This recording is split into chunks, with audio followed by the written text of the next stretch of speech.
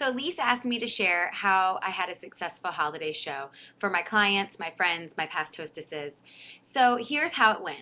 I basically sent out invitations and invited all of my past hostesses, all of my past clients, all of my customer group by email. Then I sent out invitations to about 25 people who I really knew I wanted to be here. Either they were high spenders, they were past hostesses who loved the jewelry, or people who I just knew really I wanted to be here. Then I made sure that I set aside time the week before to call my top 50 people that I really wanted to be here. And you know what? Honestly, I think I maybe got 3 people by phone, but all the rest I left messages for, just reminding them about my show, letting them know that there were going to be pieces on sale from 30 to 50% off. Then what I did was I had a whole bunch of white trays, and you can set this part apart any way you want. You can put it on a separate table, however you choose to do it.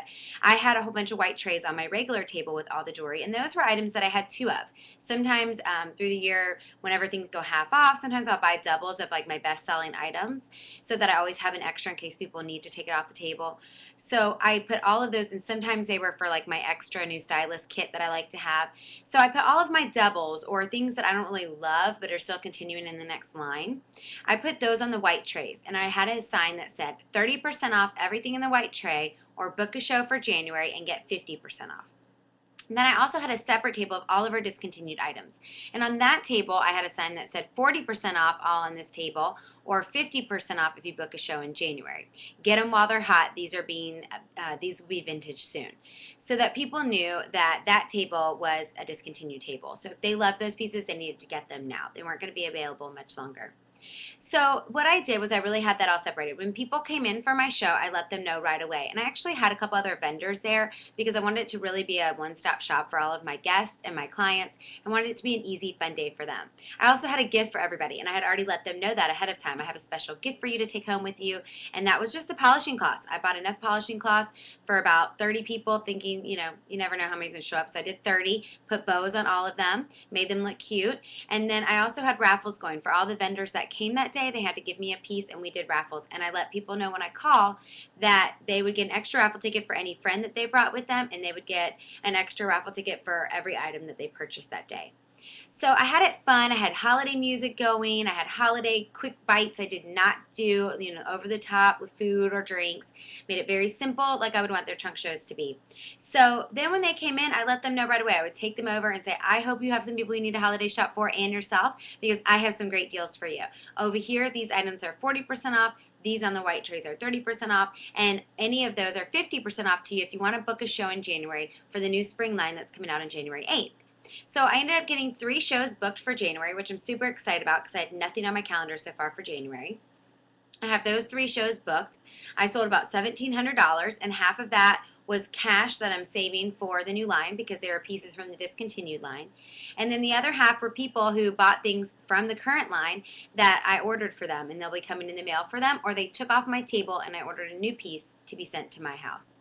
And what I found was by having a lot of things on sale, it did not take away from my sales. What happened was people were looking through, they were buying some gifts, and quite honestly, they bought a lot of the sale stuff for gifts. And then they would find something that they really loved for themselves, like a charm necklace. Or I sold a lot of the infinity charm necklace and a lot of the fun rings, cocktail rings for this holiday season, and a lot of earrings. I sold a lot of Bardo hoop earrings and a lot of Bardo bracelets. These are wonderful gifts. So what I found was that people were really excited and they wanted to shop, and they got a lot of gifts, off their list. And I also helped people. I stood there with them and did my usual thing, but I also said, there's some people on your list that you haven't been able to figure out what to get them yet. I would love to help you. And so I made sure to show them. I had the candle burning so I could talk to them about the candle. I had the iPad case out. I was showing them the purses. I was showing them what my best sellers are for teachers, which I sell a lot of the revival bracelet, a lot of the vintage twist bracelets for teachers, and the spiral bangles are always a great gift to give somebody. Even today's show recommended them. So I just really helped people out. The Amanda necklace, the Rachel necklace, which are going to be discontinued last year, were my biggest sellers for teachers, the Claire and Chloe. And so I just helped people by picking out their gifts with them. And I also, for the people who I could tell were kind of timid and didn't have time or money to maybe purchase, I told them to write themselves a wish list, and I would call whoever they chose for me to give a call to. And I also had asked around a couple teachers at my kids' school what they wanted, because I had a table set up at a craft fair a month ago at my kids' school, and I kind of, could tell which things that the teacher assistants or teachers wanted.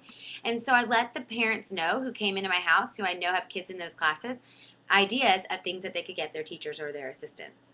So I just want to share that with you. I hope that you have a really successful holiday show, however you choose to plan it. You could do it before the holidays and offer some great discounts. Everyone's looking for discounts.